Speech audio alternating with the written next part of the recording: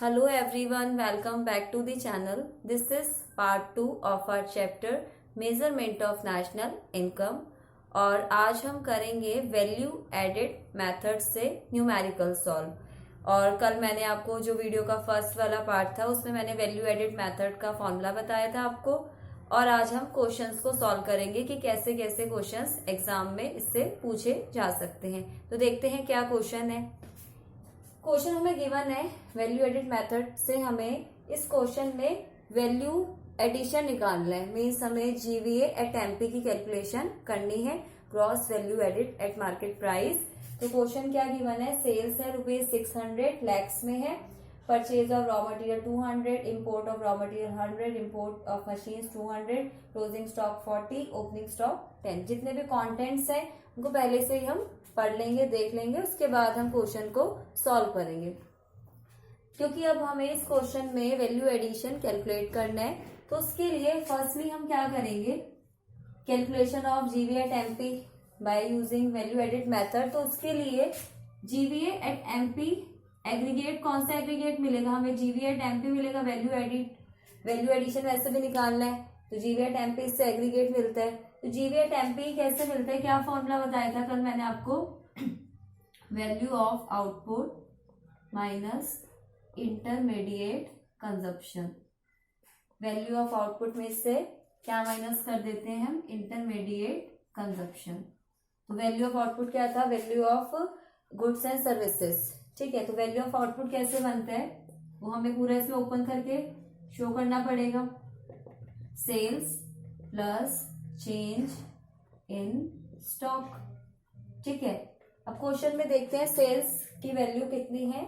Sales है ₹600 and change in stock कैसे निकालते हैं। चेंज इन स्टॉक का मैंने आपको फॉर्मूला बताया था, closing stock minus opening stock. Change in stock ऐसे कैलकुलेट होता है, क्लोजिंग और ओपनिंग स्टॉक का डिफरेंस। क्लोजिंग स्टॉक 40 है, ओपनिंग स्टॉक 10 है, तो कितना हो जाएगा, 40 और 10 का difference plus 30। Closing is greater than opening और कितना, 30 से। तो वैल्यू ऑफ आउटपुट कितना आ जाएगा हमारा, ₹630 लाख।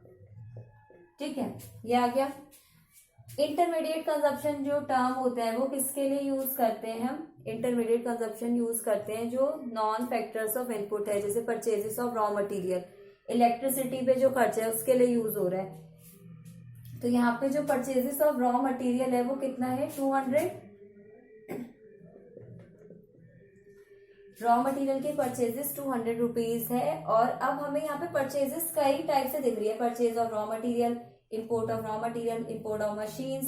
तो एक बात हमें ध्यान रखनी है कि रॉ मटेरियल की हमें परचेजेस चाहिए। ठीक है, तो जो परचेजेस ऑफ रॉ मटेरियल है ना, जो परचेजेस ऑफ रॉ मटेरियल है इसी में import of raw material included है ऑलरेडी। क्योंकि मैंने कल आपको बताया था परचेजेस के 2 लेवल होता है, डोमेस्टिक एंड इम्पोर्ट। तो वो ऑलरेडी इंक्लूडेड है, तो हम सेपरेटली इसको नहीं लेंगे, हम डायरेक्टली किसको कंसीडर करेंगे, ₹200 को। तो हमारा इंटरमीडिएट कंजप्शन किसके इक्वल है, 200 के। इम्पोर्ट क्यों नहीं ले रहे, क्योंकि वो ऑलरेडी इंक्लूडेड है परचेजेस ऑफ रॉ मटेरियल में। तो ये हमें क्लियर हो गया, intermediate consumption raw material purchases है जो कि ₹200 है। तो अब हम फॉर्मूला यूज करके जीवीए एट एमपी निकाल सकते हैं। कैसे निकालेंगे, GVA eight MP gross value added market price से। इस मेथड से हमें यही वाला एग्रीगेट सबसे पहले मिलता है और इस क्वेश्चन में यही हमें निकालने के लिए भी बोला गया है। तो अब यहाँ पे 630 है value of output minus intermediate consumption. 630 में से 200 गए तो कितना आएगा, 430 लाख। यूनिट ऑफ मेजरमेंट भी स्पेसिफाई करेंगे, लाख में वैल्यू तो लाख में लिखेंगे, करोड़ है तो करोड़। अगर ये नहीं लिखेंगे तो इसके मार्क्स कट जाते हैं। ठीक है, तो ये हमें ध्यान रखना है। तो ये वाला क्वेश्चन हमने कर लिया। अब हम नेक्स्ट क्वेश्चन देखते हैं, तब तक आप इसे नोट डाउन कीजिए।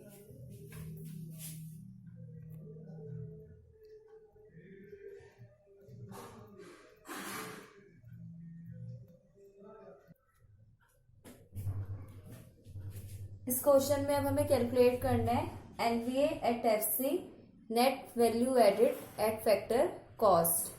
तो इसके लिए हमें गिवन है सेल्स और opening stock, closing stock, purchases of machinery, purchase of raw material, subsidy, depreciation.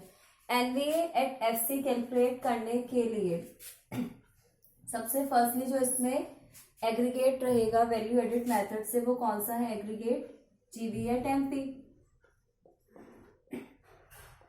जीवी एट एमपी निकालेंगे, तो जीवी एट एमपी निकालने के लिए क्या फॉर्मूला लगाते हैं? Value of output. बेस यही रहेगा जीवी एट एमपी। पहले ये मिल जाए, इसके बाद हम दूसरा एग्रीगेट कैलकुलेट कर सकते हैं according to our question. Minus intermediate consumption. Value of output कैसे बनता है?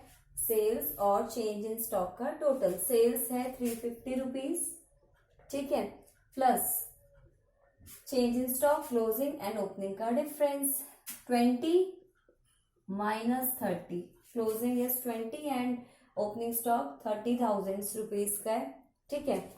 Intermediate consumption, this term is used for purchases of raw material and purchase of raw material is given 170 rupees. तो ये 170 हो गया। अब यहां से इसे सॉल्व कर लेते हैं।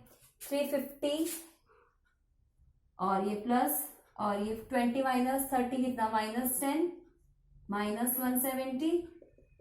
350 प्लस माइनस माइनस ये हो जाएगा 340। 350 में से टोटल हम डिडक्ट कर लेंगे। 350 में से 10 गया 340, 340 माइनस 170 कितना रह गया? 170,000। ये तो हो गया जीवी एट एमपी। बट हमें इस क्वेश्चन में क्या कैलकुलेट करना है? वो है एनवीए एट एफसी। तो एनवीए एट एफसी फाइनल हमारा ये स्टेप है। इसको कैलकुलेट करने के लिए बेसिक जो फॉर्मूले थे ना उसको यूज करेंगे। जीवी एट एमपी तो हमें मिल गया। अब क्या करेंगे? ग्रॉस से किस पे जाना है? नेट पे। तो ग्रॉस से नेट पे जाने के लिए आंसर हमें नेट में चाहिए, तो डेप्रिसिएशन माइनस कर दो। फिर वी सेम एफसी और एमपी का गैप दिख रहा है। एमपी से एफसी पे जाने के लिए क्या करते हैं? फैक्टर कॉस्ट में कोई टैक्स नहीं होता, मार्केट प्राइस में टैक्स है, तो एनआईटी को क्या करेंगे? एनआईटी को माइनस कर देंगे। अब क्या करेंगे? यहां से देखिए जीवी एट एमपी कितना आया? 170। डेप्रिसिएशन गिवन है 35 और फिर एनआईटी। एनआईटी क्या होता है? Net indirect tax. कैसे निकालते हैं? इनडायरेक्ट टैक्स में से क्या माइनस करते हैं? सब्सिडी को, ठीक है। इस क्वेश्चन में इनडायरेक्ट टैक्स तो हमें कहीं पे भी गिवन नहीं है, बट सब्सिडी गिवन है 40। आईटी को 0 माना, सब्सिडी 40, तो मीन्स सब्सिडी कितनी आ रही है? माइनस की -40, है ना। तो अब यहां से माइनस एनआईटी, हमें एनआईटी को माइनस करना है और एनआईटी की वैल्यू क्या आ रही है? -40। अब यहां से क्या करेंगे? 170 माइनस 35, ये माइनस माइनस क्या हो जाएंगे? एनआईटी वाला जो है माइनस माइनस क्या हो जाएगा? प्लस का 40। फाइनल आंसर आ जाएगा रुपीज। कितना आ जाएगा? 170 और 40 हो गए 210। इसमें से 35 लेस करेंगे तो ये आ जाएगा 175।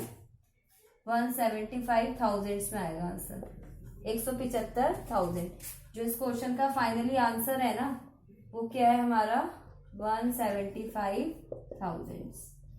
तो ये सब्सिडी वाला ध्यान रखना है, आ जाता है ऐसा क्वेश्चन। आईटी 0 होता है तो जो सब्सिडी है उसको कंसीडर करेंगे, उसको भी 0 नहीं मानेंगे। अगर वो दे रखे है तो हमें कंसीडर करना होगा, ठीक है। अब हम इसके बाद एक और क्वेश्चन करेंगे, आप इसको नोट डाउन कीजिए।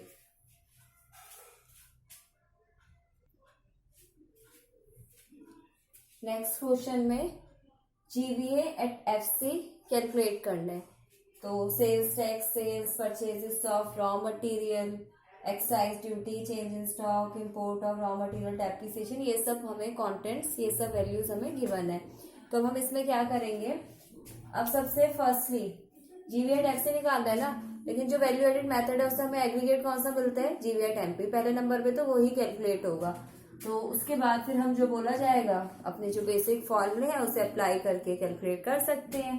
तो अभी हम कैलकुलेट करते हैं फर्स्टली जीवी एट एमपी, ठीक है। उसे निकालने के लिए value of output minus intermediate consumption. तो वैल्यू ऑफ आउटपुट कैसे बनता है? सेल्स है 400, फिर उसके बाद हम चेंज इन स्टॉक को ऐड करते हैं और चेंज इन स्टॉक ऑलरेडी इसमें हमें गिवन है, डिफरेंस गिवन है क्लोजिंग और ओपनिंग का, जो कि -40 है, तो हम एज इट इज लिख लेंगे -40। इंटरमीडिएट कंजप्शन का मतलब क्या है, परचेज ऑफ रॉ मटेरियल, तो यहाँ पे ये रहा परचेज ऑफ रॉ मटेरियल। एक और वैल्यू है इम्पोर्ट ऑफ रॉ मटेरियल, इसको नहीं लेना, क्यों, क्योंकि import of raw material already included है किसमें, परचेज ऑफ रॉ मटेरियल में, जो कि इंक्लूडेड है, तो हम बस परचेजेस ऑफ रॉ मटेरियल लेंगे। ठीक है, तो कितना है 250, 400 प्लस माइनस माइनस माइनस का 250, और ये हो गया 360, 360 माइनस 250, ये हो जाएगा ₹110 लाख। ठीक है, जीवीएट एमपी आ गया। अब जीवीएट एमपी तो आ गया, ठीक है, अब हमें चाहिए क्या, जीवीएट एफसी। तो उसके लिए जीवीएट एफसी कैसे निकालेंगे, on the basis of GVA at MP gross value added at market price. तो मार्केट प्राइस से एफसी पे बस देखिए जी सेम, ग्रॉस सेम, और फिर ये तो वी जो है डोमेस्टिक टेरिटरी तो वैसे ही सेम है, तो मार्केट प्राइस से एफसी पे जाना है। क्या करते हैं, एफसी में फैक्टर कॉस्ट में टैक्स नहीं होता, एनआईटी माइनस कर दो, एमपी में तो होता है ना, नेट इनडायरेक्ट टैक्स माइनस कर देंगे। अब हमें ये देखना होगा कि इस क्वेश्चन में इनडायरेक्ट टैक्स गिवन है कि नहीं है। जैसे सेल्स टैक्स कौन सा टैक्स है, जो सेल्स टैक्स है वो इनडायरेक्ट टैक्स है। ठीक है, सेल्स पे लगने वाला टैक्स जिसका बर्डन दूसरों पे शिफ्ट हो सकता है। एक्साइज ड्यूटी, एक्साइज ड्यूटी भी कौन सा जो है टैक्स है, इनडायरेक्ट टैक्स। तो ये कितना है, ये भी इनडायरेक्ट टैक्स है, एक 20 है और एक्साइज वाला 30 है, टोटल कितना हो गया 50।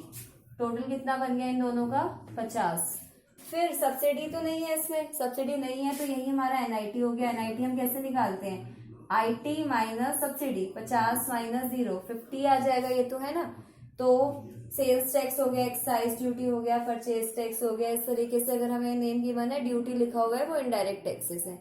ठीक है, अब इसके बाद यहाँ से जीवीए एट एमपी की वैल्यू 110 आई थी, और एनआईटी की वैल्यू अभी हमने कैलकुलेट करी, जो कि किसके इक्वल है 50 के। तो फाइनली हमारा आंसर कितना आ गया 60 lakh. GVA at FC gross value added at factor cost 60 lakh के इक्वल होगा। अब ये वाला क्वेश्चन हो गया कंप्लीट। अगर आपको इसमें कोई भी डाउट हो तो आप उसे कमेंट सेक्शन में पूछ सकते हैं, और जो वीडियो का नेक्स्ट वाला पार्ट होगा उसमें मैं आपको ऐसे क्वेश्चंस कराऊंगी जो बैलेंसिंग फिगर पे बेस्ड होते हैं। लाइक जैसे इंटरमीडिएट कंजप्शन कैलकुलेट करने के लिए बोल दिया जाता है, या फिर सेल्स कैलकुलेट करने के लिए बोल सकते हैं, या चेंज इन स्टॉक निकालना हो, तो बैलेंसिंग फिगर वाले जो क्वेश्चन है वो हम नेक्स्ट वाले पार्ट में करेंगे। आज के लिए बस इतना ही, और प्लीज आप मेरे चैनल को सब्सक्राइब कीजिए, मेरी वीडियोस को आप शेयर भी कर सकते हैं। ठीक है, तो आज के लिए बस इतना ही।